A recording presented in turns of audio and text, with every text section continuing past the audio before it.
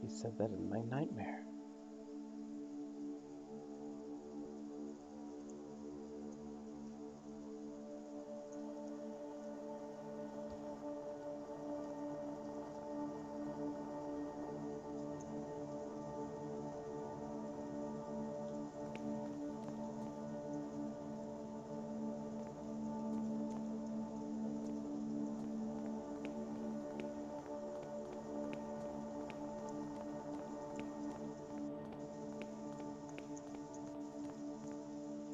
Well, those are the only things I have.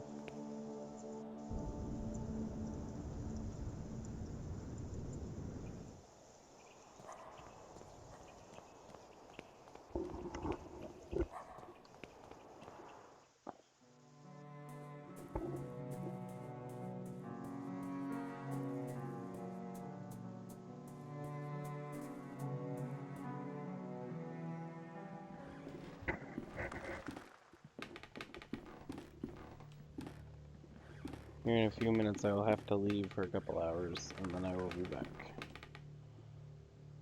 I will definitely finish this chapter tonight.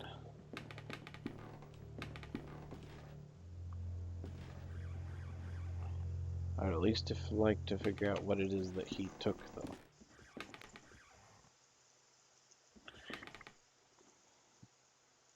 Yeah, but can you take the robe?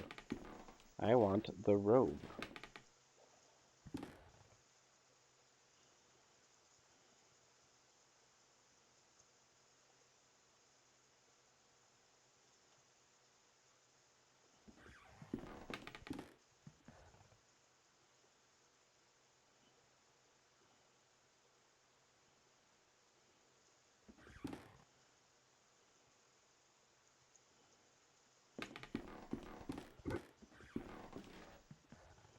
What chairs in a circle?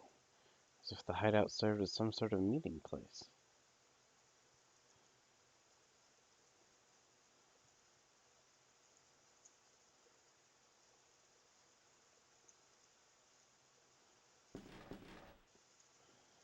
I don't understand what this piece of metal is for yet either.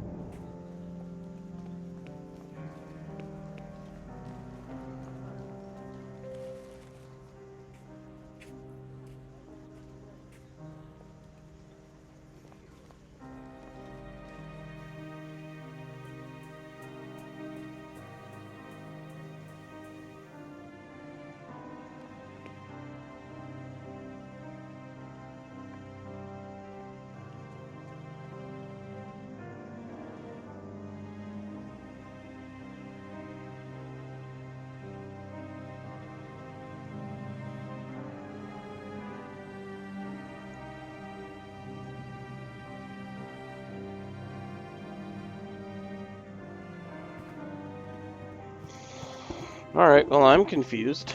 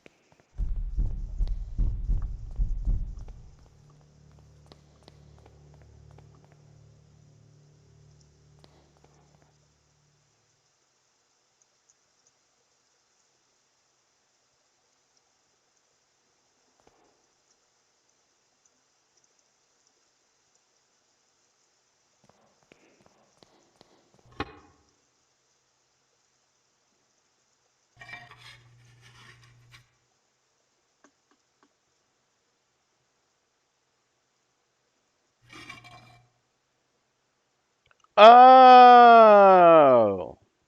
Okay.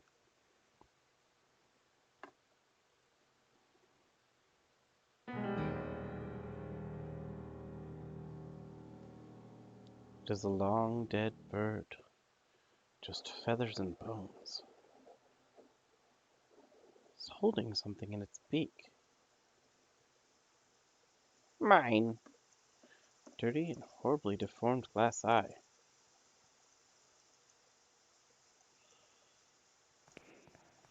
Alright, well, a bird stealing an eye, I suppose that could be the thing that was took.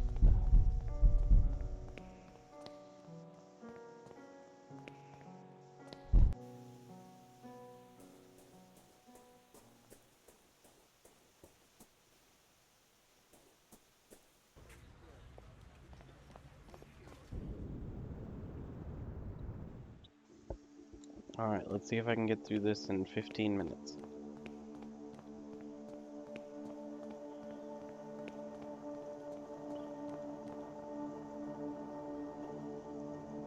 Bye! Okay, so I had to look up a guide for that part. Because I did not even process that there was a different colored tile there on the floor.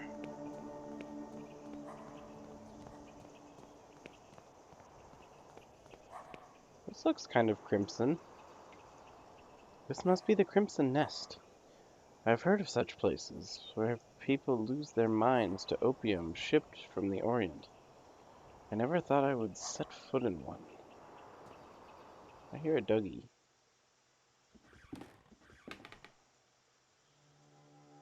Addict's completely asleep. What's the matter, madam? My husband, he's unconscious. Please, dear. What? Yeah, here in about 15 minutes. Take two. My husband, he is unconscious. Please, dear, wake up. I am a doctor. Please let me see him. I am so sorry. He's not breathing. He has no pulse.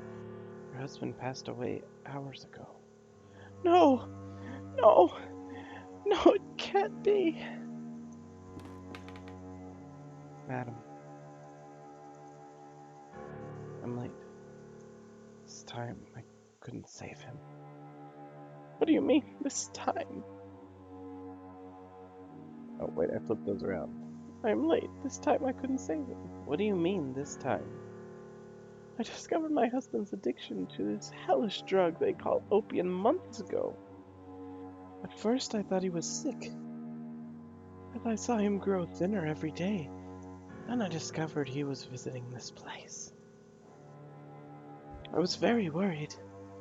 I tried to dissuade him, but he wouldn't listen. The addiction was stronger than he was.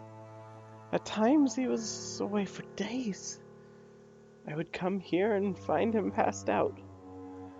The only way I could wake him was to put these smelling salts under his nose. Now, it's too late. Here, take the vial. Maybe you will be in time to save another soul from this curse. A woman looking at the roof with her eyes going white. She's muttering some ramblings. Short-haired woman smoking away without worry. Musician is intoxicated. With the drugged smoke that fills the air, he repeated arrangement gives the sensation that time flows slowly. Alright, well, let's use it on... Nope.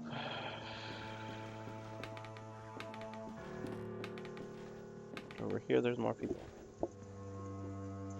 Hello, I am looking for a man who I believe frequents this establishment. A war veteran from the south of Africa called Skid. He's writing on a slate. Can you understand what I'm saying? He has written, can't hear. So I suppose I should communicate with him by writing on the slate. Looking for Captain Skid. Don't know. He doesn't know the captain's name then.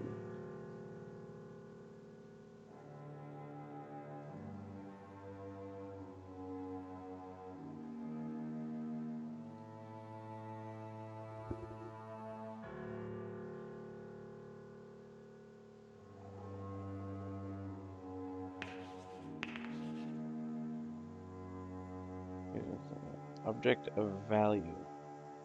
What does he mean by that?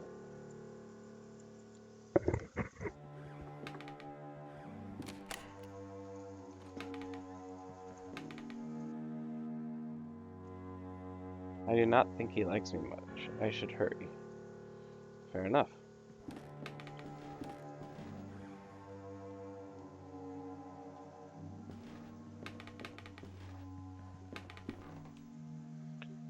It's Captain Skid, no doubt. He's unconscious, but he still breathes.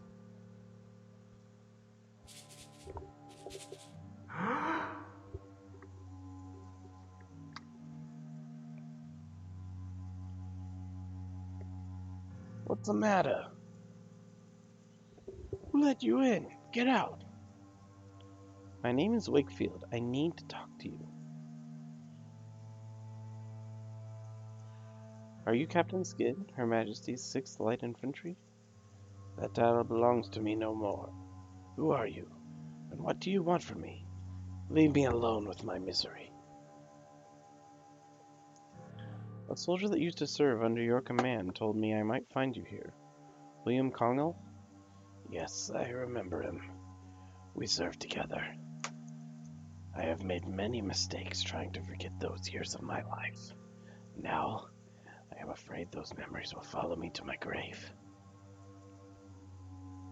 I'm looking for information about a man called Alexander Dupree. I used to know a Dupree. He was not a man, but a fiend. What do you want with someone like him? There are certain secrets that are better left undisturbed. A patient of mine has disappeared. Alexandre is the only one that may know his whereabouts. If it is true that Dupree is involved in your patient's disappearance, then I am afraid the matter is out of my reach. Yours too. Now, please leave me alone. Have you ever heard the name Jeremiah Devitt? I must find him. Devitt? No, I have not. I found your medal. It was in the house on Paul Street, door 26. You were there, right? You think you know what you are doing, but you cannot imagine what you are getting into. I am asking you for the last time. Leave and forget this matter. I will not leave until I find the answers I am seeking. Tell me what I want to know. You fool. That's... for the devil's sake. All right. If you want to ruin your life, you are free to do it. What really happened on Majba Hill? Sergeant Conkle told me a story, but his details were confusing. I will never be able to forget that day. Nobody knew what really happened. Command decided that we must have been ambushed. Now I know better. There was something in that fog. Something that did not like us entering its domain. A sentinel of sorts. That thing is what killed my soldiers. How did you meet Alexander Dupree? Alexandre Dupuy. I was in the Veterans Hospital, recovering from an illness unknown to the physicians, an ailment of the soul. Dupuy managed to contact me there. He wanted to know my version of the story. What had happened to me in the Battle of Majaba Hill. I clicked wrong. Do you know why he was so interested in your story? I did not know immediately, but with time I realized the truth about what happened to me was important to his activities, as was I myself. But if you think he tricked me, sorry, just a second. You could not be more wrong. I wanted to enter the dragon's mouth. I burned with the need to know. Inside that house, I saw a machine still operating. What was that? A machine? I did not know what you're talking about. That's just one of many places used as a base for Alexandre's activities. The only one whose location I was allowed to know. What was Mr. Dupré doing then? You really do not know, do you? Have you ever heard of the Playwright? I do not know what that is.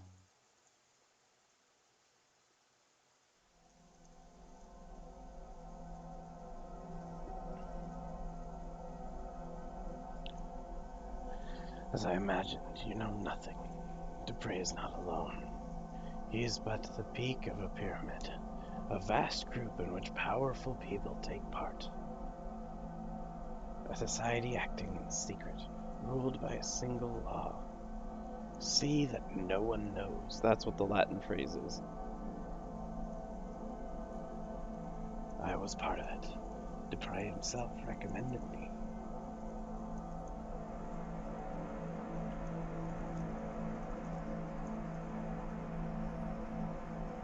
We gathered every month. What we saw you cannot imagine.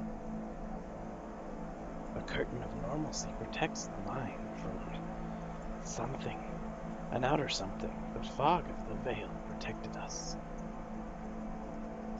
But through the veil we could peek into the abyss. We could know of the unspeakable shapes that writhe beyond, a black nothingness entirely full of horrors.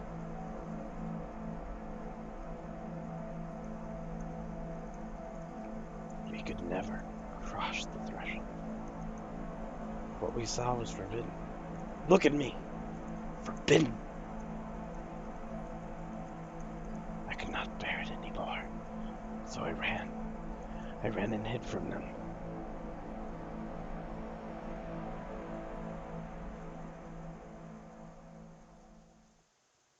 It was too late to run or to forget.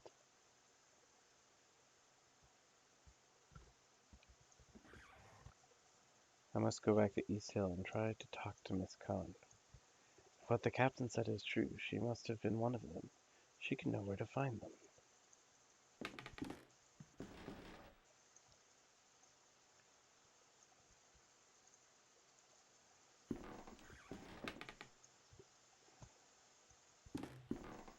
Uh-oh.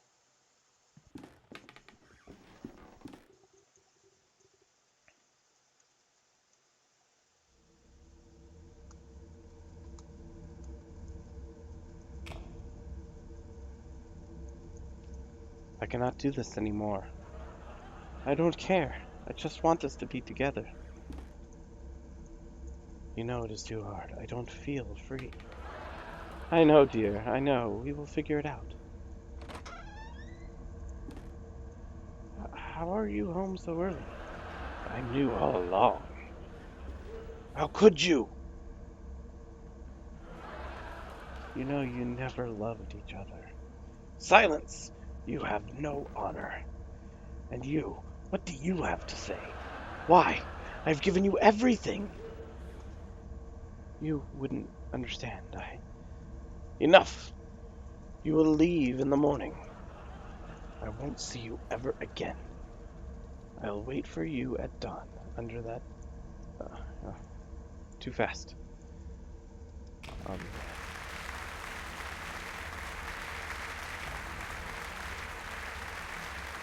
I didn't have any control over the text in that, so I was not able to control to have it stop when I wanted it to, so I could read it better. Alright, well, I'm going to go just a little bit over my time, if I can help it.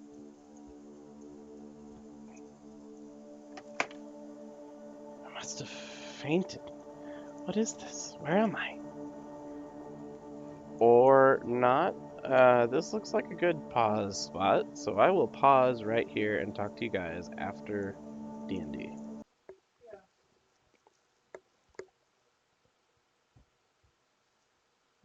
The Last Door Season 2.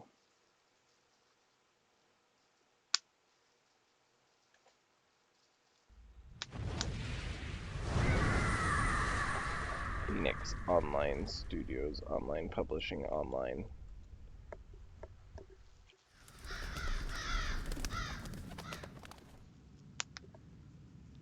The Game Kitchen from Spain. Why isn't it? Is it running for you guys?